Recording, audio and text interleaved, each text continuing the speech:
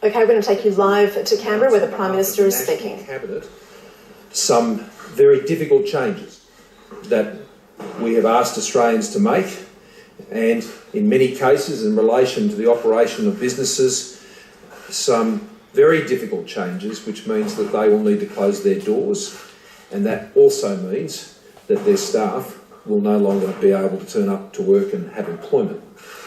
These are very difficult changes that we're asking Australians to make. I want to assure all Australians again that these decisions are not being made by Premiers and Chief Ministers and myself lightly. We are very mindful of the impact. We are also very mindful that you're receiving a lot of information, and we're moving as quickly as we can, but also seeking to be understanding of the need for Australians to be able to absorb this information and make the changes in their daily lives, and to talk to their family and friends and their employers and others about that. So this is a time of significant change, and I want to thank all Australians for the spirit in which they're receiving this information and working hard to ensure that they can adapt that to their daily routines and their daily lives. I've said all throughout this that there will be many months ahead of this, and we are seeking to do things that are sustainable, so we can keep doing them, not just now, not just for a week or two, that we keep doing them month after month after month to ensure that we can all get through this together. So again, I want to thank the Premiers and Chief Ministers who have all been out this morning and been providing further explanation to the points and announcements that I made last night. We are very conscious of the great cost of these measures and the impact on the daily lives of Australians, and we are there with you, and we will continue to explain these as best as we can, and the states and territories will be seeking to do everything they can to ensure they're followed, because we do these things, we save lives. We do these things, we can save more livelihoods. We do these things and it sets us up even better to get on this bridge to the other side of the recovery and to be able to make sure that that's as strong as it possibly can be. Now, National Cabinet is meeting again this evening. It is meeting to pick up on the items that we were unable to get to last night. I am not planning at this point to be holding any media conference this evening after that meeting, as it is largely dealing with matters that are in process, are in train. And so tonight it is not our intention to be making any further announcements about those types of issues that we addressed last night. It was a very lengthy discussion, as you can imagine, and we thought it was important that we break the meeting to ensure that I could convey the decisions on those important behavioural changes, and particularly the issues of a closure of premises in all of the categories that I announced. There are many challenges we are facing now, which we've already discussed, but there are going to be many more. And some of them yet haven't even revealed themselves as to what the nature of those challenges are going to be. What, as a government, we've been seeking to do is put in place the right advice, the right structures, the right disciplines, the right processes to ensure that we can make the best possible decisions that can stick and will ensure that we can best manage this crisis, as I described it last night, a twin crisis. A crisis on a health front, which is also causing a crisis in the economy as well, and both of them can be equally as deadly, both in terms of the lives of Australians and their livelihoods. The purpose is to have these structures enable us to save lives and livelihoods, to cushion the impact, to build a bridge to the other side, and get everyone across that bridge together. The National Security Committee Task Force on COVID-19, which meets very regularly to make decisions about what the federal government needs to do. For example, the ban on people travelling overseas, which will be in place, as I understand, by midday today. The National Cabinet, Premiers, Chief Ministers, doing all they can to work together like we have never ever seen before with states and territories. And sure, there may be the odd time where there might be a bit of difference at the edge, but I can tell you in my entire working life, in public life, I have never seen the states and territories work together like they are working together right now, and I thank them for that. The National Cabinet is an essential gathering, and it is all of our preference to keep that consistency and common action together as much as is possible. but we also need to recognise that in some places, states and territories are in different situations to other parts of the country. A very good example of that is the Northern Territory. It is a very unique set of circumstances in the Northern Territory, particularly as it relates to remote communities, Indigenous communities. So while we seek to get consistency across the country, there will always be exceptions or differences based on those circumstances in those states and territories. We also have the economic advice that comes through to us from the Reserve Bank and from Treasury and other members of the Council of Financial Regulators, ASIC and APRA, those bodies which are feeding up information and advice to us in all of these bodies, the National Cabinet, the Expenditure Review Committee, our Cabinet, and the National Security Task Force. That work has been important to define the economic responses. And of course there is the Medical Expert Panel. You keep hearing it referred to as the AHPPC. It is the panel of medical experts, doctors who work in public health in all the states and territories and the Commonwealth, who are providing the expert medical advice together to the National Cabinet and to our respective governments. But there is another area, and I'm joined by Neville Power here today, Nev Power, as we know, that we believe needs greater coordination. And that's why today I'm announcing the establishment of a National COVID-19 Coordination Commission. That commission's job, put simply, is to solve problems. Problems that require the private sector working together with the private sector. CEOs to talk to CEOs and to be engaged with by CEOs. To ensure that the private-to-private effort is there solving problems in the national interest and it's being mobilised. It's about the private sector working together with the public sector. It's about better coordinating the efforts that are happening within the public sector. And to do that, we have been operating with what has been called the National Coordinating Mechanism, but that is essentially being done by governments, between governments at a state and federal level. Whether it's repurposing manufacturing lines, whether it's retasking workforces, that one day were taking calls for travel companies, now taking calls at Centrelink, and ensuring that we're repurposing the workforce effort. There will be many other problems that need to solve.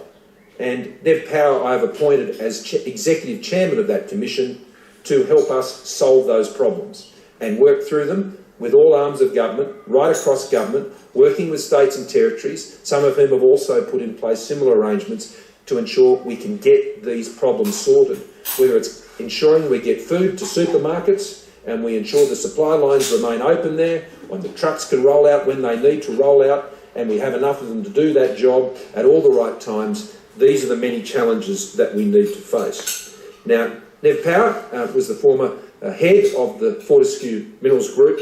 He has a great experience in doing just this task. If you're working in the mining sector, you need to know how to solve problems, and big ones. There are only big issues in the minerals sector. And it's great that Neville, when I rang him the other day, I simply said, Nev, I need you to serve your country. And he quickly responded. In the same way that the Commissioner of our Bushfire Recovery Agency, AJ Colvin, asked him the same question. I need you to serve your country. And he stepped up. And that's what Nev has agreed to do in leading this new commission. There will be a board that will be appointed, and we already have sitting on that board a number of eminent Australians who will be working with Nev to help guide this problem-solving task, and there'll be others who will be added to this board. The other members of this board are Greg Combay, Jane Holton, who formerly, Greg Combay, everyone will know, I think, quite well. Jane Holton, I'm sure many of you know, but she now sits on a number of boards outside. She has previously served extensively within the Australian Public Service, and in her last role as the head of the Finance Department. Mr Paul Little, who used to head up Toll, and has a great understanding of how to deal with the many logistical issues that will be present as we go forward. Catherine Tanner, who heads up Energy Australia. Kath also sits on the Reserve Bank of Australia board and is very experienced in the energy sector, but also has a very good handle on what's happening in the financial sector as well. And the Deputy Chair of the organisation will be Mr David Thodey. David has also heads up as chair of the CSIRO, but of course as former head of Telstra, and a deep corporate experience means that together they will be able to reach out and into corporate Australia to solve problems on behalf of the nation, working together with the states and territories. Now, the board will be joined by Phil Gaetjens as the Secretary of Prime Minister and Cabinet, and the Secretary of the Home Affairs Department, Mike Pizzullo, who was currently running the National Coordinating Mechanism. That will continue to function, and it will plug straight into this new commission to ensure we're getting the advice. They will come to us and say, Prime Minister, we need to do this. We need you to authorise this. We recommend that you take this action to get these problems sorted. And so I want to give Australians confidence that we've got the best people in this country working to solve the problems and the challenges that are going to confront us so we all get through to the other side. And I want to thank you, Nev, for taking on this role, and all of the other members of the Commission's board, and all of those who are going to be working with them, and will be making further appointments, particularly in the not-for-profit sector, to see how we can mobilise that effort as well. Before I throw to Nev to make a number of comments, and we can take a few questions today, we had a lot of questions last night, and we have a fairly busy agenda today. I also need to note another decision that we confirmed this morning amongst the Premiers and Chief Ministers, and that is that the National Cabinet has endorsed the advice of the medical expert panel, the AHPPC, that from today, midnight, the 25th of March, until further notice, all elective surgery other than Category 1 and urgent, I stress very urgent Category 2 cases will be suspended. This will apply in both the public and the private hospital systems. Cancellation of elective surgery will allow the preservation of resources, including personal protective equipment, and allow health services, private and public, to prepare for their role in the COVID-19 outbreak. Now, this had already largely been implemented for Category 1 and Category 2, and what this means is a further scaling back of those elective surgeries in Category 2. So with that, I'm going to hand you over to Nev, and then we can take some further questions. Thank you very much, Prime Minister, and thanks everyone. As the Prime Minister mentioned, I've stepped up to this role when he asked me to do it because I think Australia right now, more than anything, needs to focus on minimising and mitigating the impact of the coronavirus on our businesses, on our communities, on our people, and that's through the preservation of jobs as much as we possibly can, given the constraints that we have around the restrictions from the coronavirus. So my role is going to be looking for those problems and looking for opportunities where we can join businesses together to solve two problems, where there is a workforce that is no longer gainfully employed and where there's a workforce that is needed, where there's equipment that can be redeployed, where we need to intervene to protect our critical supply chains and our utilities, and also, very importantly, looking to the future, because we know that this virus will come and go, and we want to be well positioned to make sure that we restore people's jobs and livelihood as quickly as we possibly can afterwards.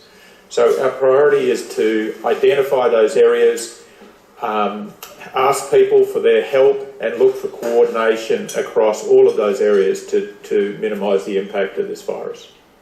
Thank you, Ned. Just before we cover that, also there's some important information I wanted to relay on testing.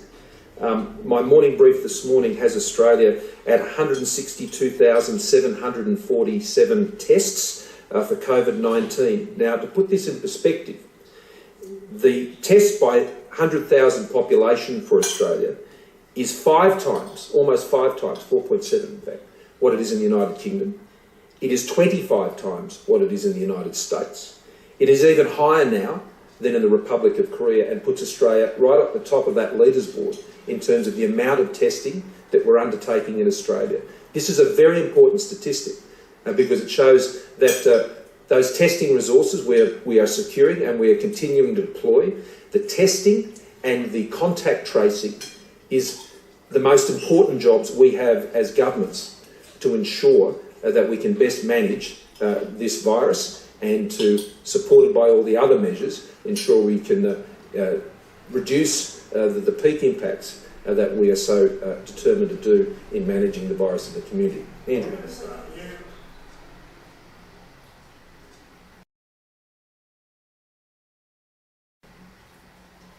Surely now you can see the scale of the economic and societal problem from the lines outside Centrelink.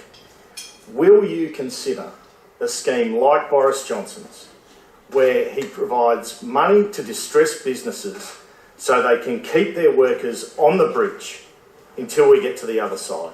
Well, two things.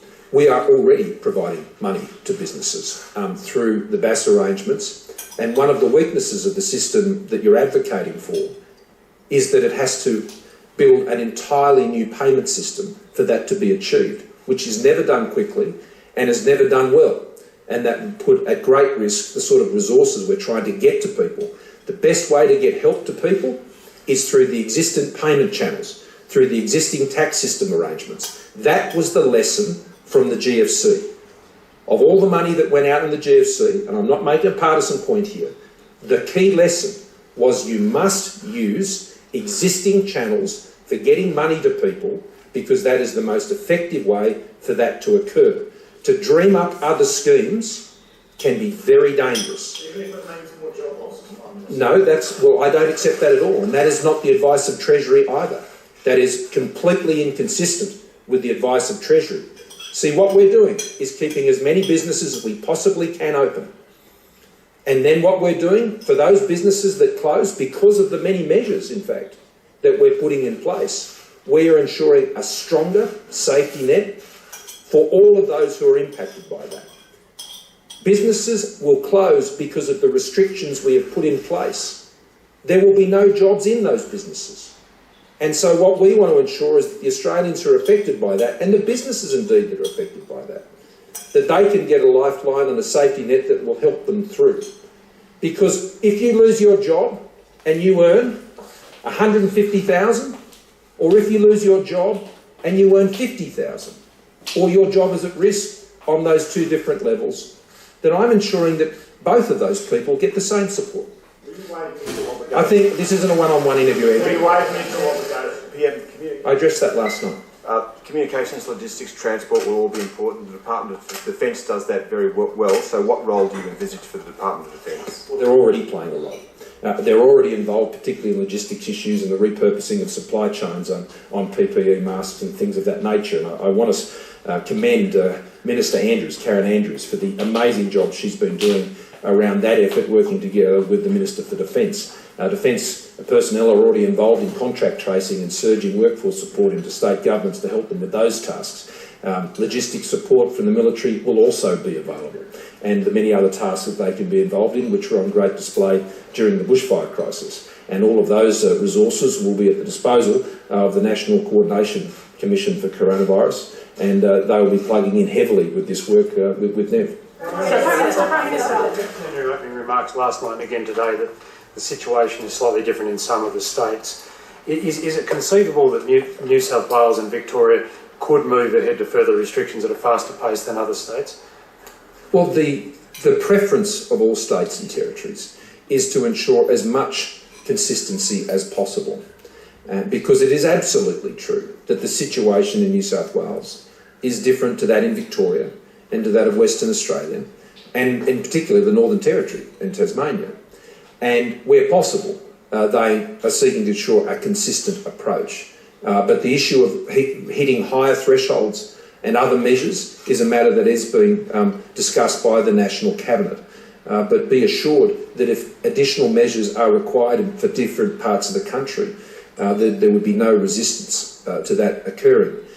What it would be hard, I think, for some Australians to get their heads around is why a particular measure might be introduced in Melbourne but not in Adelaide, and that could cause some confusion for people living in Adelaide. It could also mean that if some states were to go ahead and other states were forced to follow, then that could cause needless economic loss in those states as well. See, we're managing two crises, an economic one and a health one, and they are impacting on our country in different ways across the country. Yeah.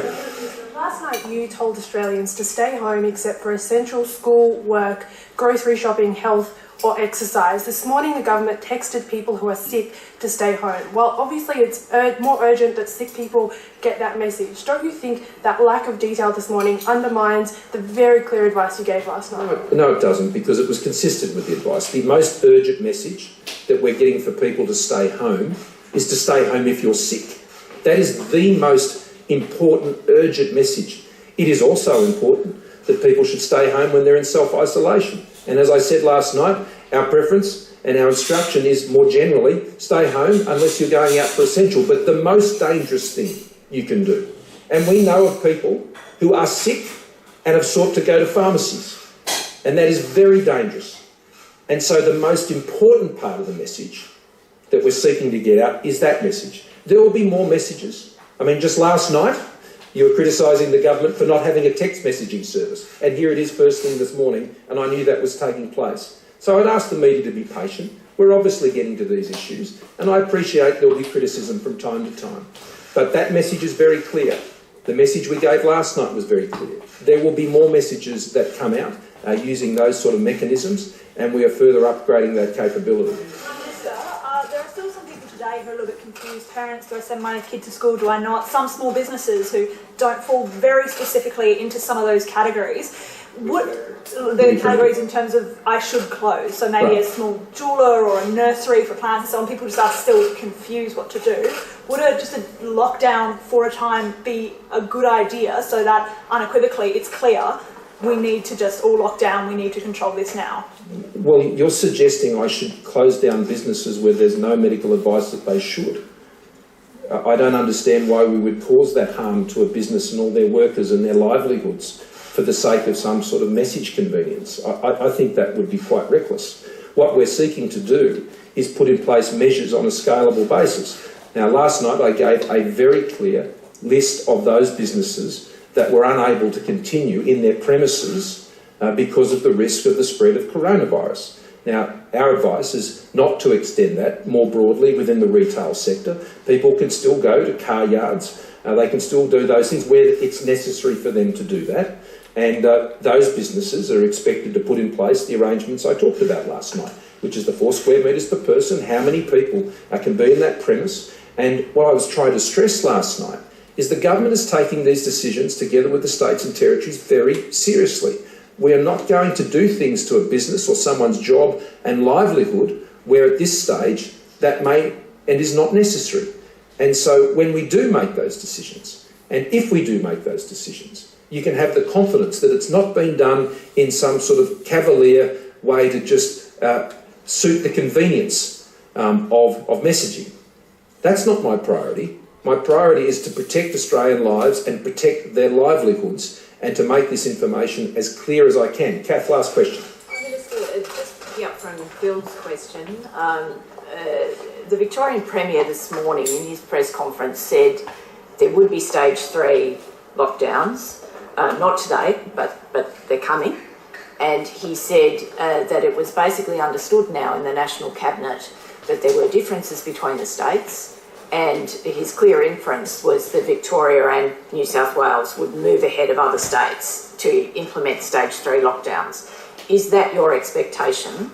And would, I think you said a minute ago, there wouldn't be resistance, but I'm just wanting to be clear. Is it your expectation that New South Wales and Victoria will move ahead of other states? Well, ultimately, the National Cabinet is not a compulsory mechanism. That's not how our federation is built. It's not what our constitution provides for. It is, I think, the preference of all the National Cabinet that wherever possible they can move together and they can move together in a consistent way. But there is also an important discussion about where other states are under more extreme circumstances, that measures that may be required there more urgently may be less urgent in other parts of the country. So there is a real discussion about how those issues can be addressed, but I can assure everyone that no measure has been restrained from in any state or territory. If any state or territory felt they needed to take those more urgent actions, then I know they would do it through the National Cabinet, and they would not seek to do it unilaterally. but they'd seek to do it in partnership and cooperation with other states and territories. Now, on the issue of schools, I can say that this morning I had a very positive discussion with the National Education Union. We're working through those issues, and the points I'd make briefly about that to you is simply this, that we recognise absolutely just how important teachers are in dealing with this crisis. When I think about teachers, I'm thinking about them in the same way that I'm thinking about paramedics, about nurses, about doctors, about, frankly, those who are trying to upgrade the capabilities of Centrelink and things of that nature. These are critical people in our community at this time, and it's very important that we work with teachers to ensure that their workplace health and safety is being addressed as we manage this very difficult issue. School is not as usual anymore. That's clear. We all accept that. And school won't be as usual going into the future. That's important. But we must have an orderly transition that ensures that workers, and as I said last night, an essential worker is a worker with a job, because I don't want any parent to have to choose between putting food on the table for their kids and for their kids getting an education. That is not a choice I want any parent in this country to have to make. And so we are working with the National Education Union. We'll be having further discussions with them to work through these issues. I thank them for their cooperation today and the very good spirit that they and many other unions around the country are working together with us, and I have no doubt, particularly working with Greg Combe and Neb as part of that process, they will be critical going forward as well. Thank you very much for your time.